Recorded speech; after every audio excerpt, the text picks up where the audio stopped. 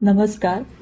पुण्यामधील एका बहुराष्ट्रीय कंपनीमध्ये त्यांचं जे रेस्टरूम आहे ते एका विशिष्ट समाजाच्या धार्मिक विधीसाठी वापरलं जातं आणि त्यावेळेस इतर कंपनीतल्या कर्मचाऱ्यांना ते रेस्टरूम वापरण्यास बंदी घालण्यात येते. अशा प्रकारच्या खूप साऱ्या तक्रारी माझ्याकडे आल्या आणि त्याबद्दल मी माननीय पोलीस कमिशनर यांना या संबंधीचं एक पत्र पाठवलेलं आहे.